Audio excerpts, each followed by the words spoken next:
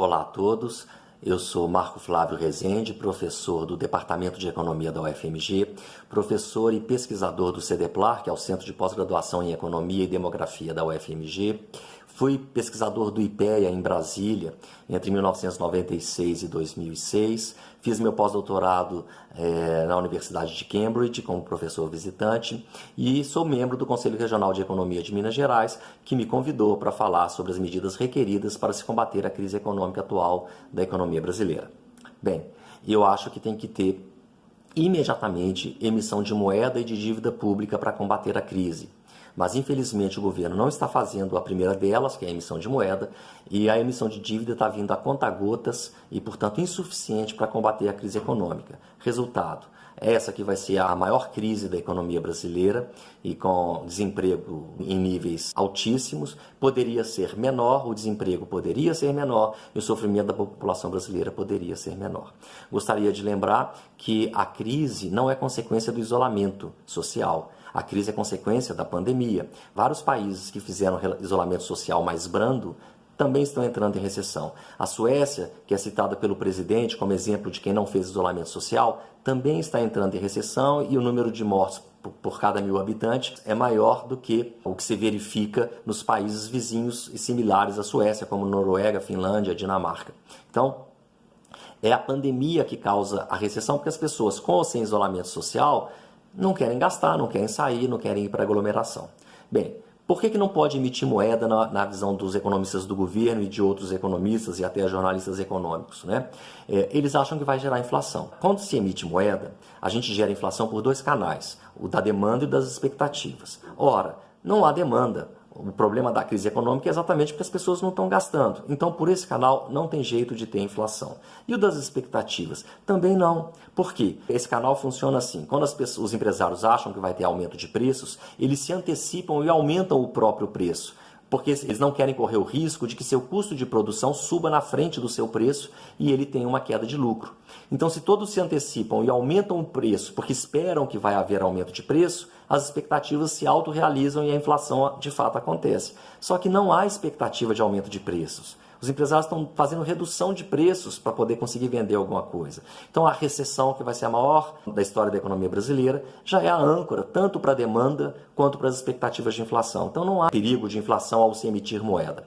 O outro argumento é que emissão de moeda tiraria a credibilidade do regime de metas de inflação, e eu vou entrar aqui numa pequena tecnicalidade. O regime de metas funciona assim: o Banco Central fixa uma meta Selic, uma meta para a taxa de juros. E a taxa de juros do interbancário, que é aquela taxa de juros que os bancos negociam entre eles, essa taxa de juros deve convergir para essa meta Selic. Tá? Quando o Banco Central emite moeda, uma parte do dinheiro vai parar no sistema bancário. E isso determina uma queda na taxa de juros do interbancário abaixo da Selic. Então, o que o Banco Central tem que fazer? Enxugar a liquidez, fazendo operações compromissadas, que nada mais são do que aumentar a dívida pública e, consequentemente, essa taxa do interbancário converge para a Selic, que é a meta que o Banco Central estipulou para combater a inflação. Tá? Então, se o governo emite moeda, ele acaba tendo que fazer operações compromissadas e gerando dívida. Então, para que arriscar, tirar a credibilidade do regime de metas emitindo moeda, se ele já vai ter que aumentar a dívida mesmo? Então, faz as medidas com aumento apenas de dívida e não uma emissão de moeda. Bem, o ponto equivocado aqui desse argumento é que a Selic pode cair muito mais do que ela já caiu. Esse aqui é o ponto. Então, quando o governo emite moeda e o juro no interbancário cai abaixo da Selic, em vez do governo se endividar para fazer o juro do interbancário subir, ele deve baixar a Selic. Emite moeda e vai baixando a Selic. Ah, mas isso pode provocar inflação. Não, vai ser a maior recessão da história da economia brasileira. Não vai ter inflação. Ah, mas acontece que pode gerar fuga de capitais. Sim, então o Banco Central vai trabalhar a ponta longa da curva de juros para garantir algum rendimento, para ver se os detentores de dívida preferem ficar no país ao invés de comprar dólar. Agora, se isso não estiver funcionando, ele faz controle de capitais. Então tem solução. Baixa a Selic, faz controle de capitais e emite moeda. Tá? E emitir moeda para quê?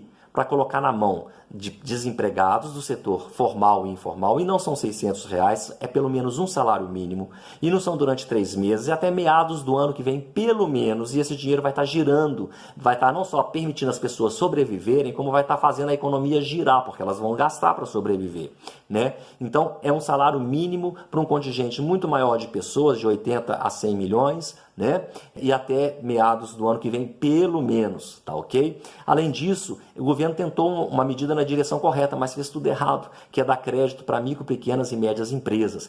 Ele pediu que as empresas começassem a pagar em 6 meses. Se você for dono de uma pequena empresa com 20 empregados, não está vendendo nada, você ainda vai fazer uma dívida para começar a pagar daqui a 6 meses, ou você vai dizer, olha, prefiro demitir 10 empregados e ficar só com a metade? Empresas não vão pegar um crédito para já ter que pagar daqui a 6 meses se elas estão quebrando. Além disso, o Banco Central não deu garantia do Tesouro de 100%, só de 85%. Os bancos não querem assumir esses 15% de risco. Agora, se o governo emite moeda, ele pode dar 100% de garantia, a moeda vem do dinheiro emitido, né? Ele pode pedir às empresas que comecem a pagar só daqui a 2 anos, né? E ele pode irrigar todo o sistema de micro, pequenas e médias empresas com esse dinheiro, que vem da emissão de moeda, não é dívida pública. Então, o governo não está tomando as medidas necessárias e, consequentemente, a crise vai ser muito maior do que deveria ser. Infelizmente, nós temos economistas no governo que têm uma visão muito equivocada da economia e uma incapacidade de pensar fora da caixinha,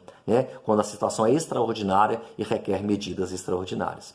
Então, esse é o recado. Se cuidem e um grande abraço a todos.